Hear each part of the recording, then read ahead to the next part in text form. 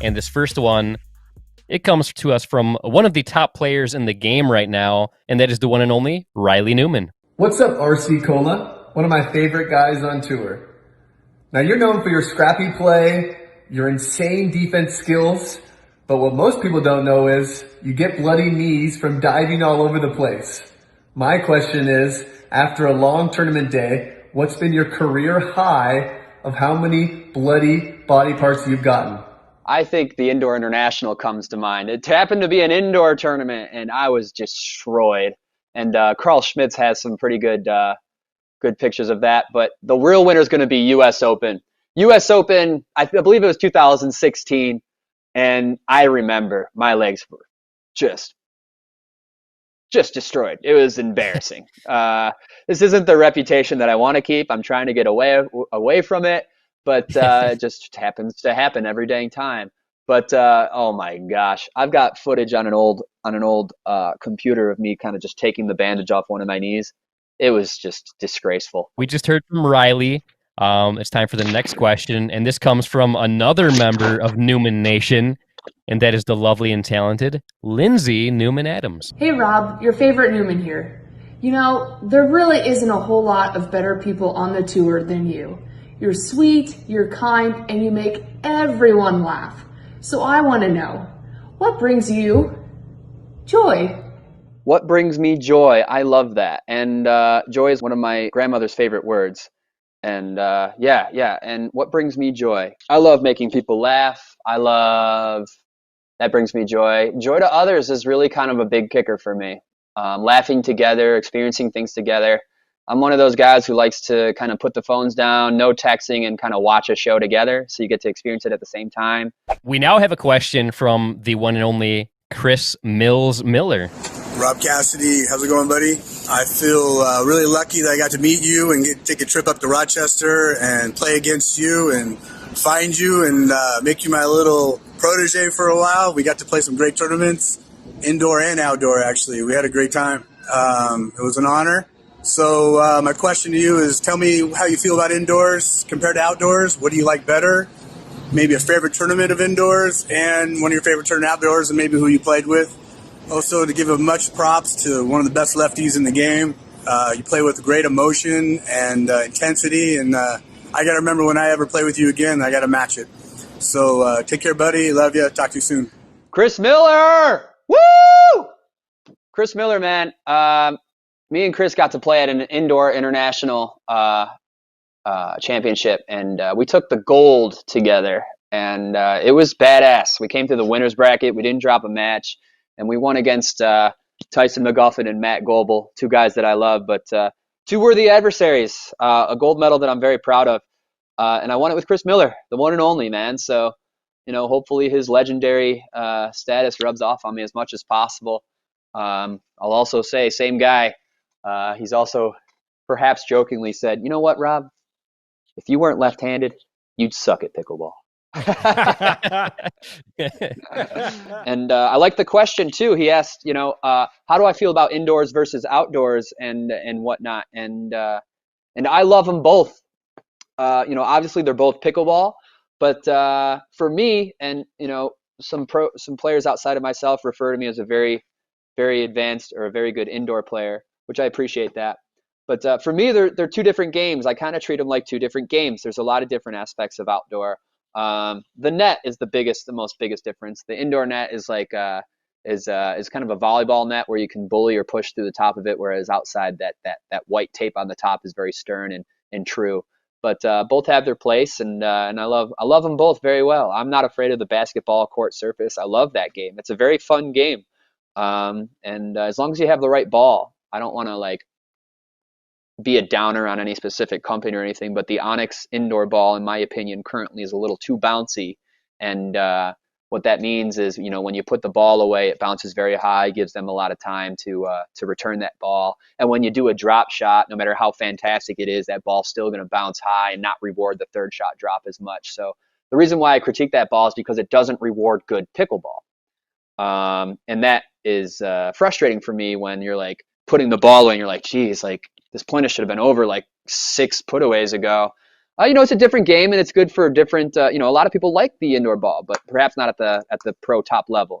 Like a 3-5, that ball might make a lot of sense. And in my opinion, the indoor white jugs ball happens to be the best indoor ball in the game. So fun. And people are like, indoor white jugs ball? That ball sucks. That ball is just a flat piece of crud, like doesn't go anywhere. And that's true, after it, has been being used for 4 years. People who have played with a white jugs ball, it's probably a 4-year-old ball. When those things are brand new, and the first time I experienced a brand new white jugs ball, I've been already playing the game for like 3.5 years, and I never experienced a brand new white jugs ball, was at the Indoor International when it was the official ball. And it was perfect. It just had that little bit of bite that you wanted from an indoor ball, but the max velocity made sense, the height made sense. So, go ahead and find out for yourselves out there. The white indoor jugs ball is a really, really nice ball to play the indoor game. It might revive, your passion or your love for the indoor game, because, with a crappy ball, you might dismiss the whole indoor game in general. So, I love indoor. I was born and raised indoor in pickleball, and I'm a fan of both. This one is from Irina Tereschenko. Hey, Eddie and Webby. Hey, Robbie. Irina Tereschenko is here. Who's your favorite person to commentate with, and why?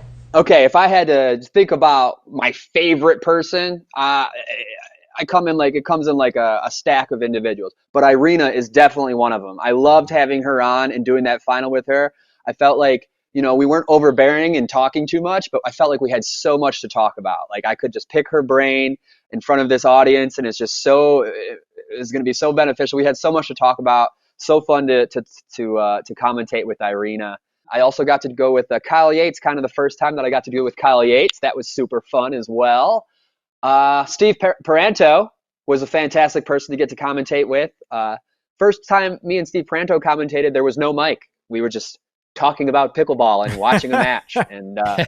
and I loved it, man. I loved it. I loved it so much. And I even learned from him then and there. He's one of the great players of the game. And he's one of the first pros that kind of leaked into my pro career as well, Steve Paranto. He gives back to the game in so many different ways. So shout out to Steve. I do enjoy commentating with Michelle Esquivel as well. She knows her stuff as well. She brings a good energy as well.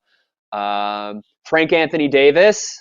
Love talking with him while watching a match because he sees some crazy stuff that we just can't comprehend. When I got to commentate with Frank Anthony Davis at the East and West competition, just so articulate and insightful from Frank. So it was really cool to do that with him as well. We actually have a question from Steve Paranto. Hey, Rob. Good morning. Wow, it's early here. I'm getting ready to jump on my boat and go fishing. 2 things I'll get up early for, playing pickleball and going fishing. We had a great time teaching that Level Up clinic together and bonding. I remember a couple of nights, things we did. We entered a trivia contest. We played some darts, and one night we went and took axe throwing lessons. And here's what I remember.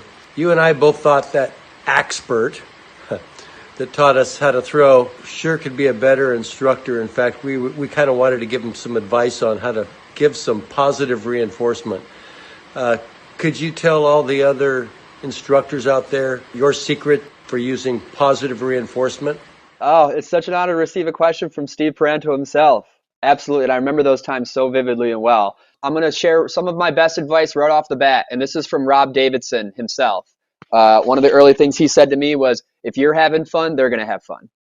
And I really like that, because you can't let a Debbie Downer out there or whatnot, pull you away from it and have all the other students, suffer for that as well. So as long as you're having fun, they're going to have fun. And if I could build off that from something of my own, is fun equals retention. You know what I mean? Like, they're going to remember it. They're going to remember that funny metaphor that you gave, or that joke. I'm not saying forced jokes or whatnot, but as far as psychology goes, fun equals retention. They're going to remember the lesson a little bit better when they have something to go with it, or that positive vibe that goes with it. So that's a couple things. Different people learn different ways. So you speak to that, okay? Just because there's people who are perhaps at a different level than other people, the reminders that you give people to bring them here is also going to escalate these people as well. So it's okay to kind of go through those things as reminders for those better players as well. And that's not it. We have another question here from Steve Paranto. So here's question number 2. And my second question, Rob, is oftentimes I know your students will come watch you play in tournaments. You're a pro player. What do you like to make sure that your students will learn just by watching you play? Yeah, so for my students, I love when the students come out and watch us play. One of the best compliments that I received from a student at a tournament, this was on the East Coast, was they were like, "Oh, it's great watching you." They said they said it's so great to watch you because you do what you teach. And that was a really cool compliment for me because it just reinforced what I'm teaching. You know, I'm not teaching people how to play. You know, I'm not lying or fibbing or telling them to do this where I go off and do this. They told me that they love that that I'm doing what I teach them, which is really cool.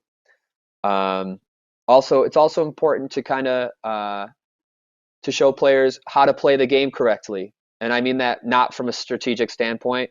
How to play the game correctly. You know, win the game, lose the game. You know, as a professional.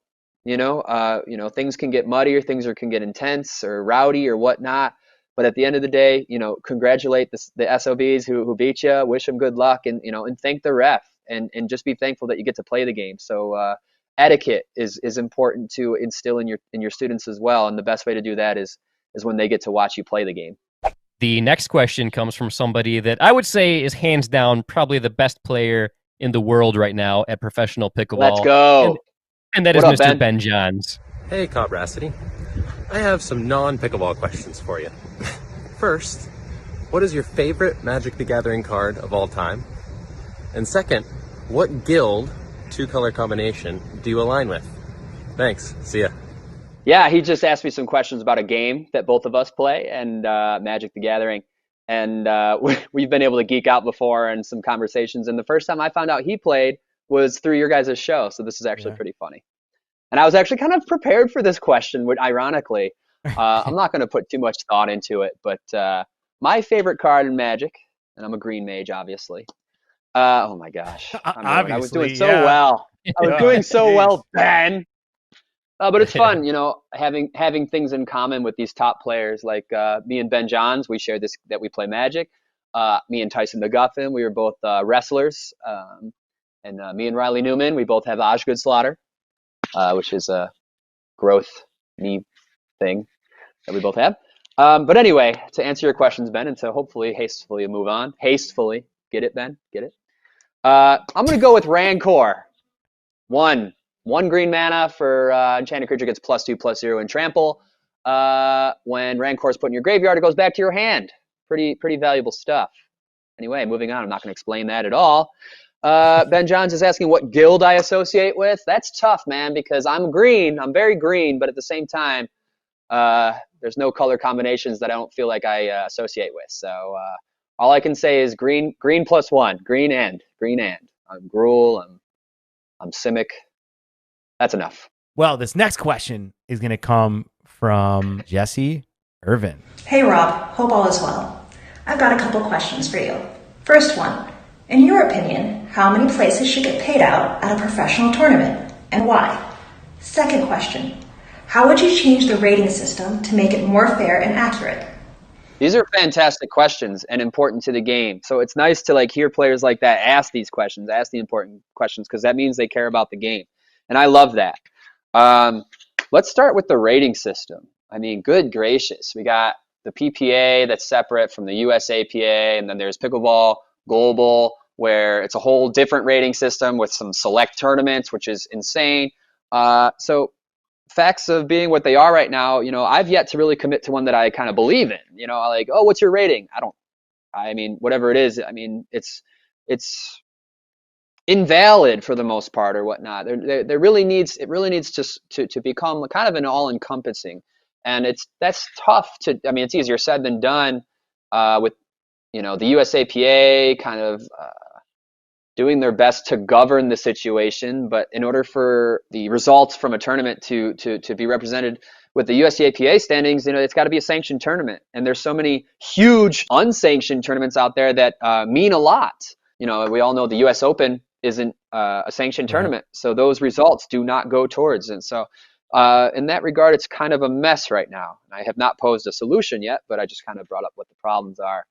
It really needs to be one, and hopefully we head towards a consolidated rating system. That would be the hopeful answer, that in some way, shape, or form, each tournament that a player contributes towards their overall rating. How far should tournaments pay out?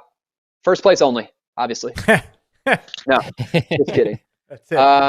As the brackets get bigger and bigger and the fields get deeper and deeper, I can't agree with the fact that, you take fourth place and you make no money, especially at the top level. I really feel that the field should be deeper than first, second, third, perhaps down to sixth. Somebody could probably provide an argument to go to eighth. And, this will come with when more money comes into the game. But fourth is badass. And, fourth gets forgotten because they don't get that medal, but they should certainly be recognized for what they did that day. It takes like a 7-2 record to acquire a fourth place, and to come all that way and to show nothing for it, to not even get your money back for the entrance fee, is harsh. Mm-hmm. So I'll go with sixth place for right now. Props to eighth, congratulations, but you took eighth place. But maybe down to fifth or sixth. TOC did that back in the day, and it was really cool to receive something for your efforts and for being there. So yeah, I'm gonna lock in with down to sixth place, Jesse. So when I think of the funniest people in the world of pickleball, the first names that pop into my head right away are Rob Cassidy, and also the person that's going to ask this next question, and that is Mr. Morgan Evans. Rob Cassidy, how are you, mate? The good people at the Eddie and Webby Corporation have asked me to ask a question, and before I do that, I've got to tell you, you're one of my favorite Robs. You outside of, say, Robert De Niro, Robert Redford, Robert Duvall, Robert Downey Jr., Robert Downey Sr., yeah, he's got a dad. Rob Thomas, he's a good musician. I like his stuff. Rob Davidson, such a nice guy. There's a couple of Robs at my club. They seem nice. I think I met a guy named Rob on the bus the other day. He was good. He was good. But outside of those people, you're my favorite Rob. So my question for you is, let's think of something here. Yeah. You'd think I would have planned for this. All right. Here's a question. How long have you been left-handed? It's probably been a while now. All right, I'll think of something better. Okay, here it is. Do you think the Coach Me Pickleball subscription service is possibly too comprehensive? Or is it just the right level of detail? Hope you're well, mate. Take it easy. Another person I'm honored to receive a question from, Morgan Evans for sure. And Morgan, you are my number one, Morgan. And you hold that title just above Morgan Freeman. So, when it comes down to who I want to put me to bed at night with their voice, it's you and not him, hands down. But is the ME coaching pickleball too comprehensive? Some might say. But as far as my porridge goes, it's the perfect amount of comprehension. Morgan Evans has his own video teaching on the Coach Me, Morgan Evans, and he does a really good job from what I've seen, and it is extremely comprehensive and beneficial. To conclude today's Pros Asking Pros questions segment, this comes from our good friends Kenny Chou and Maggie Remynse Chou. Hey Rob, how's it going? Ken and I are here to ask you a few questions. All right, so we got a game for you. We're going to give you a matchup of fictional characters. We want you to tell us who you think would win in a singles match in pickleball. All right, first up, Mario versus Luigi. Mario, if you've ever played any of the Nintendo games, if you've ever played Mario Tennis, you know that Mario is the superior character select decision. So Mario's going to take that game. He's just got solid, better footing. Luigi's a little too airy with his movements, not enough density in Luigi. So Mario's going to take this one for sure. Second round, we're going Saitama versus Sonic. It's Saitama, hands down, baby. One of my fictional role models. Saitama. Fantastic. Season 1 of One Punch Man is worth looking into. It's a good show. Hilarious. Third round, we're going Bill S. Preston versus Theodore Logan. Keanu Reeves also played the one in The Matrix, so he's going to get it. Fourth round, we've got The Rock versus Hulk Hogan. I want to say Rock real quick, but I really feel like Hulk Hogan could get like a little bit of mental edge on him and just kind of make Rock shake, you know? But The Rock's got a solid mental game as well, you know? Just a burn down the sideline with a 6-second stare down at Hulk Hogan. Who wouldn't want to see that? I'm The Rock. It's The Rock. I'm giving it to The Rock. I love Hulk Hogan, but I'm giving it to The Rock. Fifth round, Mr. Rogers versus Tom Hanks. Wow. I'm going Mr. Rogers. Absolutely. I can't imagine Mr. Rogers' patient game would just be on point. And I just can see him like frustrating the heck out of Mr. Hanks. That concludes the pros asking pros questions segment. Nice. Pickleball addicting and fun, that's no joke. Pickleball and it's not just for old folks. Pickleball.